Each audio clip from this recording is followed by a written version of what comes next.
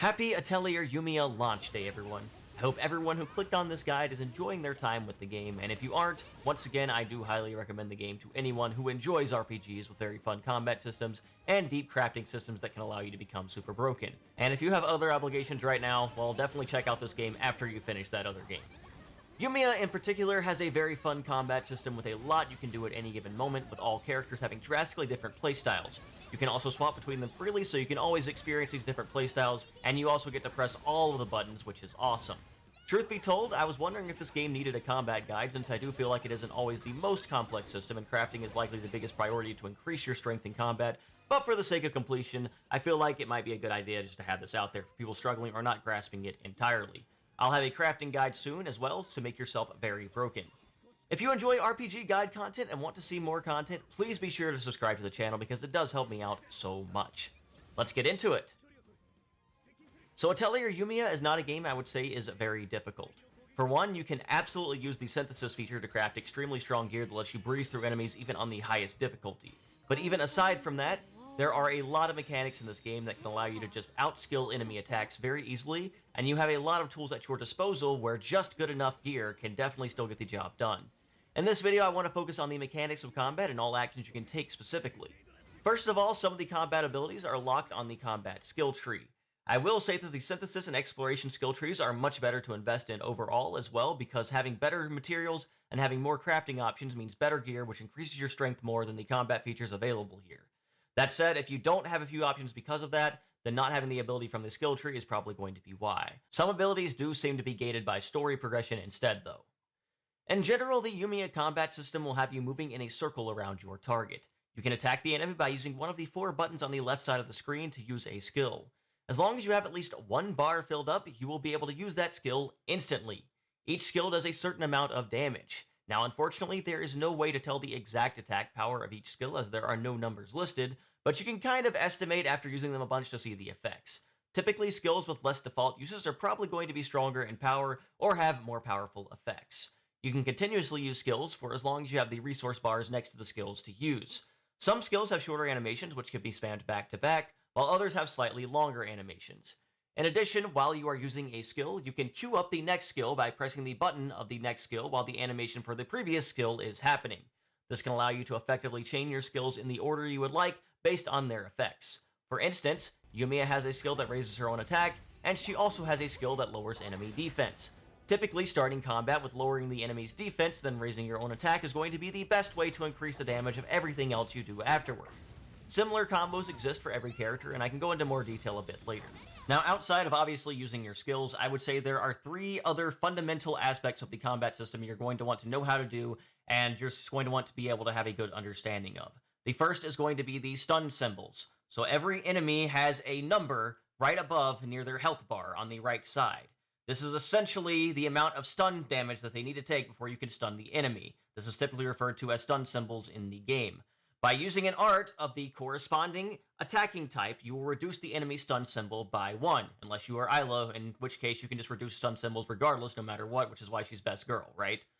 But essentially, you're going to want to try to stun the enemy because stunning the enemy is going to reduce all of their stats and refresh the cooldowns of all of your arts. This gives you a lot of the opportunity to just kind of go in with all of your damage options as much as you can after stunning the enemy.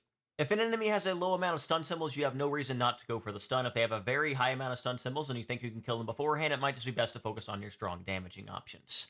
So the second really important aspect of combat is going to be swapping between your inner and outer range skills, which requires pressing up or down on the D-pad. I believe this is called a range shift by the game itself. This basically allows you to swap your position, which can allow you to dodge certain AoEs on the ground, but more importantly, it also swaps your skill palette, allowing you to use different skills depending on if you are in the inner and outer range. These skills obviously have different effects and can allow you to chain different effects together if you swap between the inner and outer range arts. And a lot of these effects can be very useful depending, so definitely keep track of that and make sure you understand what all of your skills do so you can swap between the inner and outer range. While we haven't talked about it yet, this also can affect some of your items' effects depending. And the third and probably most important aspect if you just want to be able to outskill enemies is the dodge mechanic. So, by holding down LT, you are able to go into kind of a guard command. If you do it at a perfect time, you can also use a precision guard, which can reduce the damage you take further. However, this part does not really matter because you don't ever need to really just guard and attack, because you have an evade button, which is probably one of the most broken buttons in RPGs ever as far as evasion moves go. So, by moving while you're holding down the guard button, by just moving the left stick, you can evade an attack. The window for this evasion is massive. You can dodge attacks very, very easily with this. Pretty much you have all the time in the world after hearing the enemy start their attack animation to just dodge an attack. You can also dodge an attack while moving from the inner and outer range because that counts as an evasion move as well. This is really, really strong to know how to do and very, very important. Even if your gear is not very good, you are still able to outskill enemies very, very easily with this just by evading basically all of their attacks and just having basically no issues with the combat whatsoever. So definitely learn how to do this. It is not hard. Get the timing down, and you will have a lot more fun with the system from just basically taking 0 damage. I know I was able to beat a really strong enemy very early in the game when I barely had any abilities just because I had the ability to dodge all their attacks, and I kind of figured out how that worked pretty much on the very first fight. If you use a skill or an item right after dodging, you can do increased stun damage to the enemy as well, which can help you reduce stun symbols even further, so that can be really nice to just deplete the stun on the enemy even faster. If you understand how to do those things, you pretty much have everything you need to succeed, but there are still a lot of additional features to combat as well. First of all, by pressing the RB button, you are able to swap between your skills and items. Now, skills and items pretty much function identically in that they both have resource meters and both kind of function the exact same way. Items are just independent of your character and can be equipped to basically everyone, and you can of course increase the strength of the item you want through crafting. Now, items do have one additional effect compared to skills, but we'll talk about that a little bit later. Another really nice thing you can do in this game is swap between your party members in combat, and you can swap between all 6 of them basically at any time. By holding down the R button, you are able to press the button that the character is assigned to if they are already in your field, or by pressing the A button, you're able to see the characters on your bench to swap between them as well. This also freezes combat, so you can just hold down this button and basically kind of take your time figuring out what you want to do. I believe it's ZR if you're using a Switch Pro controller like me. And you're able to kind of see the state of battle, see exactly what character you want to swap to, and swap to that character based on the situation. Additionally, if you swap characters right after using a dodge, you can perform a precision counter. This will allow you to reduce stun symbols even further of an enemy, which can also be pretty nice, and also be an additional way to just kind of swap characters and get a lot of benefit out of it. Once you have stunned an enemy, you have the ability to perform a friend action. This is essentially swapping to your item slots after stunning the enemy and using an item that the enemy is weak to. The enemy's weakness will be denoted by the icon next to the item that will tell you that the enemy is weak to that item. The friend action will use all of your items and also will allow you to do a lot of additional damage with that item to the enemy, which can be nice to have. So that is another benefit of stunning the enemy, and if you have a really powerful item, you can get a lot of benefit out of this. Typically, it can be very easy to stay on one character just by using up all their skill slots if you need to, and then swapping to your items and using the skill slots on that, even if you are early on in the game and don't have as many options available to you. But if you do run out, you're also very easily able to swap characters, which can be very beneficial to kind of just keep the damage going and just kind of keep your rotation going and just pressing all the buttons, as I said once again. Additionally, as you attack an enemy or evade attacks, you will feel the battle rate. The more battle rate you have, the shorter your cooldowns are going to be. This is the bar next to your attacks, and this can be very nice as well.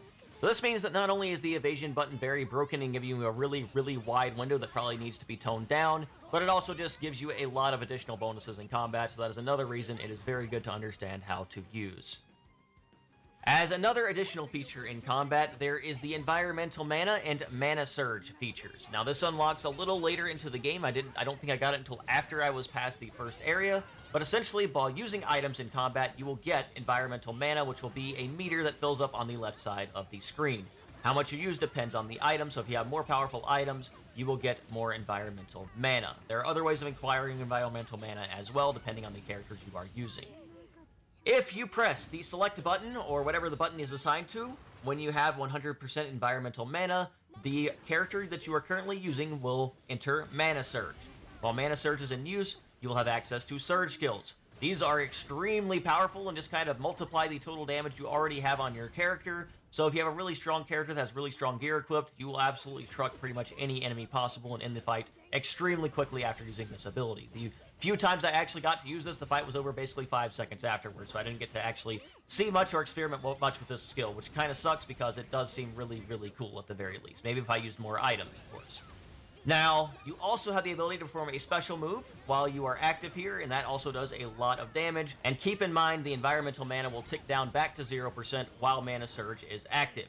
if this does tick down to 0%, it will start draining your health instead of the mana resource meter, and if you get KO'd during mana surge, they will be mana exhausted and cannot be revived during combat anymore. Now, this has never really been a major issue, but I guess it is something to keep in mind and something to pay attention to, especially if you're doing challenge runs without much important gear and just trying to make the most of your abilities. The really cool thing about this game is that there's so many different options and ways you have to potentially play the game that you don't really have to worry about focusing on absolutely everything. Like I said, I had a mostly skill-based playthrough just by focusing on my characters and their gear, and I didn't really focus on crafting really strong items that much in my playthrough, but it is nice that that is an option available to you, and just having some weak items can still allow you to just kind of spam them to get mana surge up if you really want to do that. Each additional character also has their own kind of unique mechanics and playstyle as well.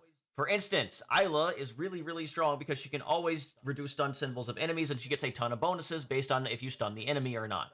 A general combo from Isla might be using penetration, so you can double the amount of stun symbols you reduce by the next attack, and then using isolation, so you can deal additional stun symbol reduction and do 4 stun symbols total with isolation.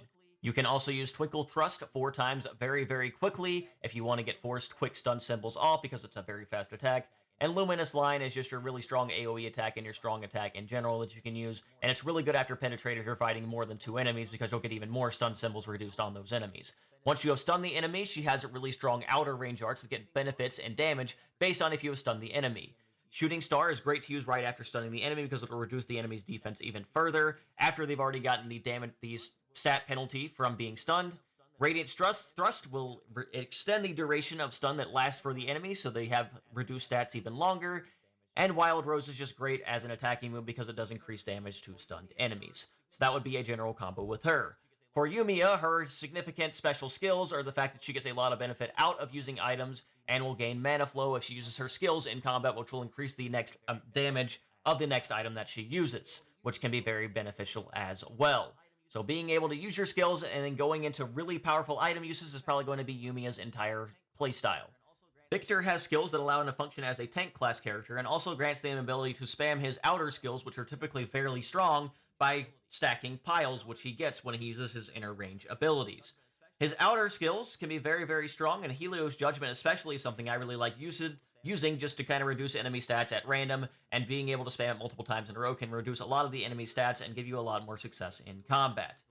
Rutger is really cool because he can basically do a lot of damage the lower his health is, and he also does a lot of abilities based on how much damage he does with his skills. Lenya will get a lot of benefits in combat if you stack up throwing daggers on the enemy, and you can get a lot of those by swapping between your items and skill slots as long as you have environmental mana. So typically swapping between her abilities is going to be the best way to have the most success with her.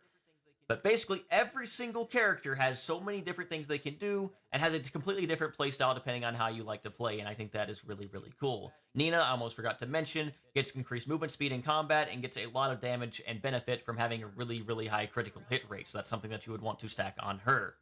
All around, though, I want this to be a more general guide, so I'm not going to go into the characters in a ton of depth in this video. Maybe if this video is popular or people really want to see, I can go into more detailed character analysis in future videos for combat. But overall, this is just kind of a general overview of how the characters play, and a general overview of the system in general.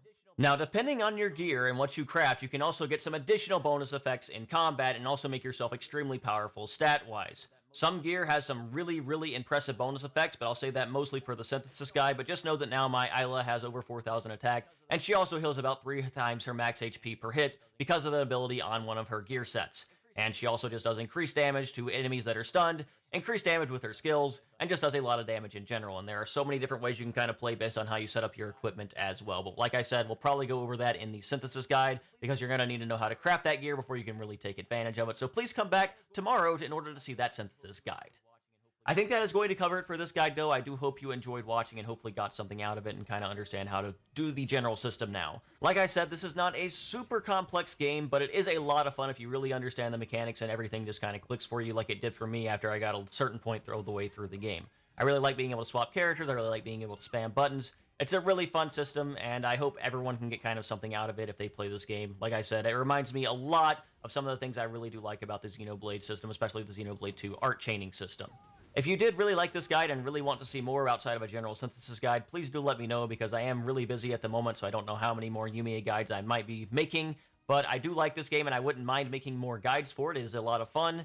And if I have that kind of support and a lot of people are kind of asking for it, I would be very, very happy to do that. So do let me know. Once again, though, please be sure to like, comment, and subscribe if you did like the video, and have a wonderful and blessed day, and hopefully I will see you back here soon.